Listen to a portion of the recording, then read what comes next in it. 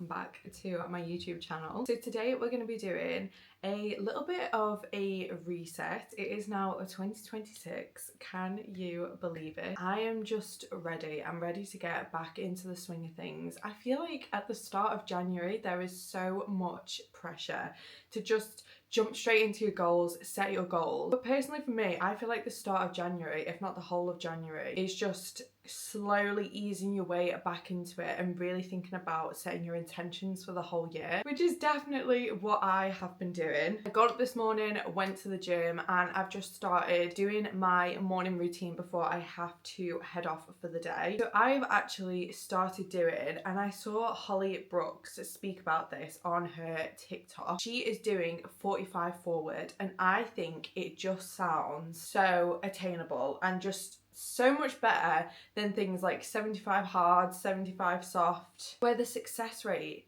is so incredibly low. And I completely resonated with what she said in her video. Like, why would you set yourself up for failure? Obviously, I know some people absolutely smash it, and if you're one of those people, then go you. Honestly, go you. I've actually made myself a dirty chai latte for a change this morning.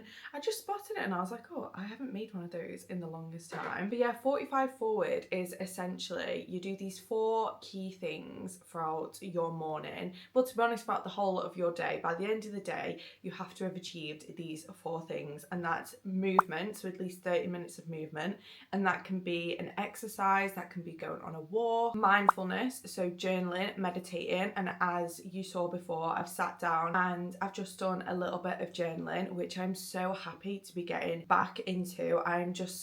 I'm loving it. I feel like it really resets my mind, and having these slower mornings, it just sets you up for such a good day. Self-care, so that could be doing a hair mask, it could be doing skincare, it could be reading, which for me obviously is 9 times out of 10 going to be reading. And then the 4th thing is nourishing your body, so not restricting yourself, just making sure that your body is nice and nourished and you're just filling it up with fuel and energy, but at the same time not restricting yourself. And I just think, when I heard her do this TikTok, I just thought that is absolutely perfect. I am 110% going to be doing that, because I feel like these sort of habits, you won't want to stop. As soon as it gets to the 45 days, you won't want to stop. So it is currently 8:30 and I've already done 2 out of the 4 things. I'm now just going to chill out with Louis, who is incredibly sleepy this morning. I'm not sure if you can see him on the camera. I think you can just see him. I'm going to chill out, read my book for a little bit before I have to head off. So I've got a full morning of dog walking. For those of you who don't know, I am a dog walker. So I've got loads of lovely doggies to walk this morning. And then once I'm back around lunchtime,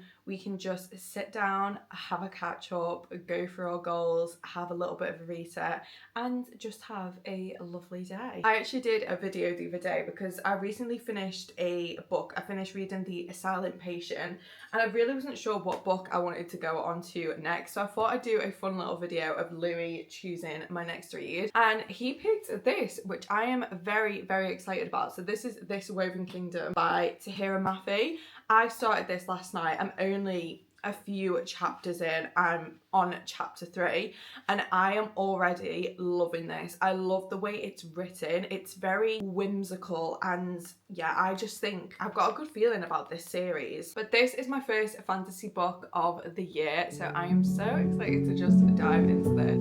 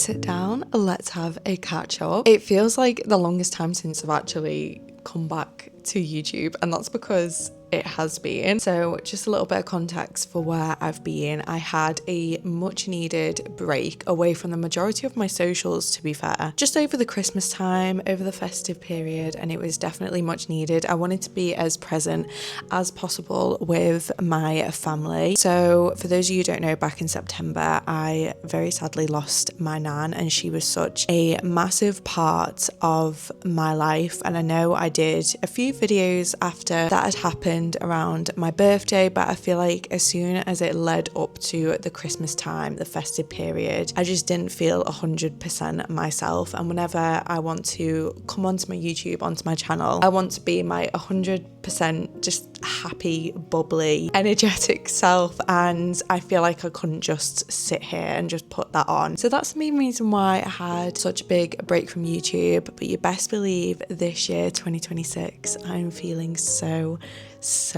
good for YouTube and creating such nice, cozy, bookish content. Oh, let me just grab my coffee. If you haven't already, grab yourself a cuppa. I've just made myself a coffee. I'm absolutely freezing. As you've seen, I've been out all day today walking dogs, and it doesn't even look like it'd be that cold outside, but it has been freezing today.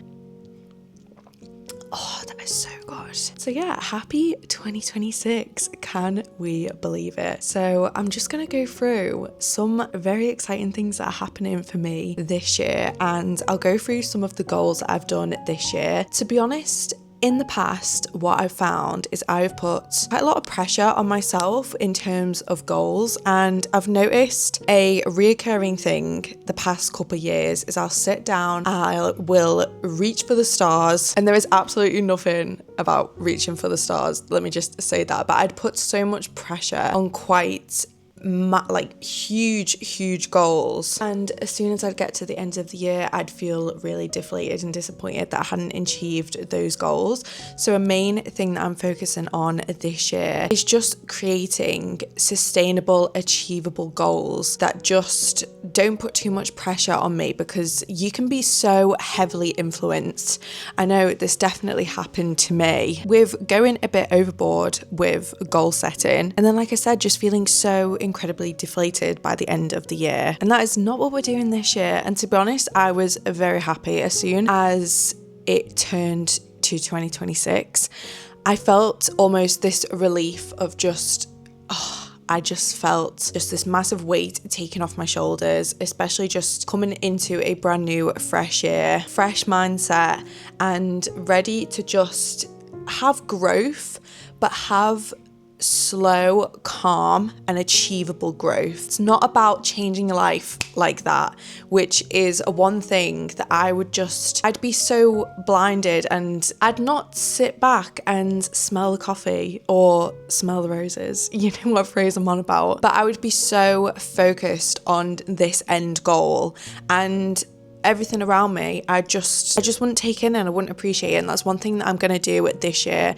I really want to just sit with myself, feel grateful for the little things in my life, and not let an end goal completely and utterly absorb me. But yeah, some massive things that are happening for me this year. I am, and I don't think I've actually said this on my channel yet, I am a 2026 bride.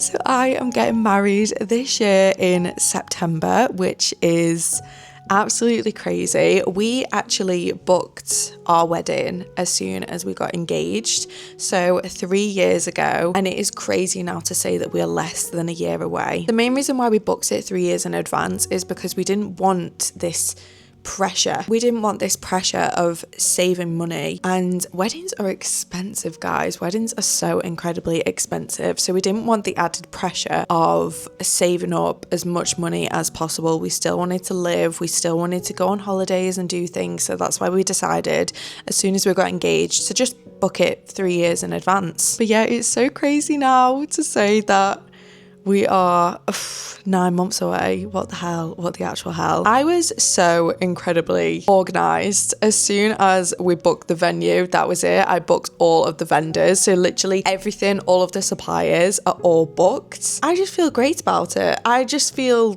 so organised about it. People could say it to me, are you stressed out? Have you booked this? Have you booked that? I'm like, yep. I've had it booked for 3 years. Because I work in the wedding industry, so alongside dog walking, which I've only been doing for the past year, I am a makeup artist, a bridal makeup artist. So I already had such strong feelings on certain suppliers and people that I wanted to book for my wedding. And I feel like that's why I just felt really confident with the people that I booked. So yeah, it's getting very real, very exciting. We've already had a little bit of stressful moments, but it's fine. I just want to enjoy it. I just want to sit back and just, again, not let it completely and utterly consume me. I just want to have a stress-free planning of this year for the wedding. But like I said, I've already done most of the planning. I just want to enjoy the whole process is what I'm saying. I want to enjoy the entire process because before I know it, it will be here and it'll be gone. And I just want to soak it all in. So on top of that, another big thing that is happening for me and Connor this year, we're moving house, which we definitely did not think would be on the cards for us, especially this year with the wedding. We always had in our head that we would end up moving house after the wedding. But we bought this house 5 years ago, I believe. This was our first house and we completely done it up, completely and utterly gave it a refresh, brought it back to life. And then when we found out the value of the house, just out of curiosity, we were in complete and utter shock at the price of the house now. And that is the main reason why we decided to move on. I feel like we've been in this house, we've got so many amazing memories in this house, but I feel like because we've both been in it for 5 years now, there's other things that I want. There's from a home, and yeah, we just started looking and we found this house, and our house was probably up on the market for about a month, maybe just under, and then we got an offer put in for the asking price, which was absolutely amazing. And yeah, the offer got accepted on this new house that we're gonna be going to hopefully very soon.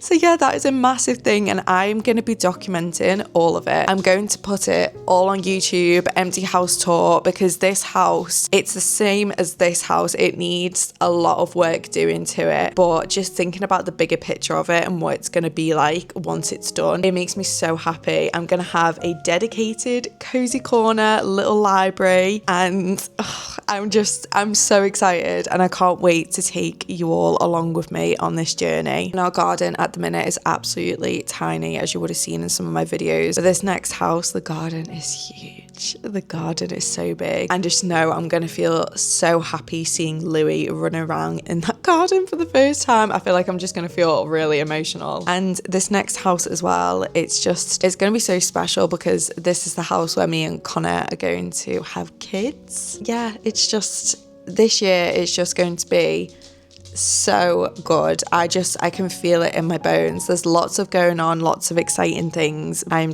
ready for it. I'm ready for such an amazing year. Do you want to, oh, for God's sake. Darling, you cannot sit on my lap. I'm sorry, I'm only on a small chair. Are you saying hi to everybody? No, you cannot eat the microphone. But yeah, honestly, I can't wait to see him running around. Oh, you're gonna punk yourself there? Okay, that's fine. I cannot wait to see Louis running around in this new house, in the new garden. I can't wait. Everything I do for you. So moving on to a bit of goal setting, the other day I sat down and like I said, I wanted to make goals that felt really achievable and just soft, steady growth. Nothing too extreme, nothing too overpowering, and nothing that's just gonna completely consume me. I really, like I said, I just want to be a bit more whimsy this year. I saw Ellen Miller talk about her goals, and one of the things that she wrote down was being whimsy, and that just really resonated with me. I just romanticizing life. That is literally it. And I want to just romanticize every single day, even just the small things, having a coffee, going out for a coffee, taking Louis for some gorgeous walks, and really soaking in all of the little things. But yeah, so I wrote down a couple of goals, mainly bookish goals, might I add, for the new year. And I'll just grab my journal now. I feel like it is only fitting to get yourself a new journal when it's the new year. I got this one from TK Maxx and I am obsessed. I feel like another thing that is so important as well is really sitting and reflecting on your past year. I did this just before Christmas and I was thinking,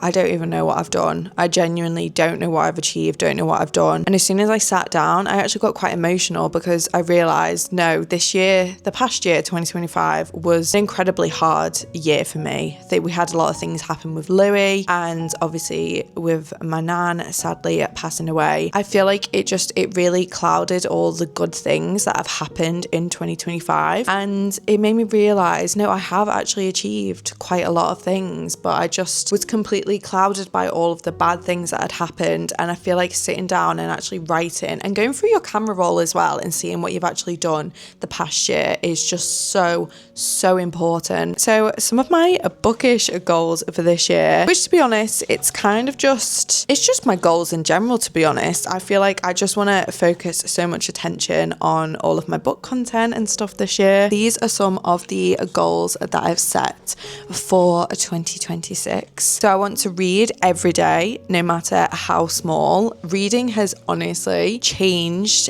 everything for me. I feel like last February was when I got back into reading properly, when I picked up the Octal books, of course. And I feel like I was meant to pick up reading last year because it just completely and utterly transported me to all these different worlds, all these different stories, and it really helped slow down my mind. It acted as a bit of an escapism for me after such a hard year. So yeah, reading every day, no matter how small. Posting what I love on my socials. I want to definitely focus more on consistency rather than perfection. Continue attending in-person book club. I recently joined a book club about 3 months ago now, and I absolutely love it. I love it to pieces. I highly recommend, if you're into reading, finding somewhere in your area that does a book club. Meet up with more bookish girlies. I would love to meet up with so many people that I speak to on TikTok. If you want to meet up, if you're a book girly and you want to meet up, I will 110% be up for that. This year, I really just want to make new friends. I want to make more friends. Create a gorgeous reading nook in the new house. Yes, of course. 45 books in 2026. This past year, I read 25 books. And yeah, I want to up that. So 45 books. Focus on making a bookish YouTube content. Plan filming and editing days for content. So basically, be a bit more of an organized bitch, basically. Nothing happens unless you plan it. I think it was Grace Beverly that said that the most successful people are the ones that plan it, the ones that write it into their calendar and get it all booked off and just planning little things. Otherwise, it just won't happen. Reach a 5k followers on TikTok. I can do that. I can definitely do that. I'm feeling very confident about that. Reach 1k subscribers on YouTube. I feel like I'm getting there, guys. I'm getting very close. I saw a lot of growth. As soon as I started regularly posting back on YouTube, I saw a lot of growth. So yeah, I've got very high hopes for this in the future, hopefully the near future. Spend one morning/afternoon a month reading in a cafe. I love doing that.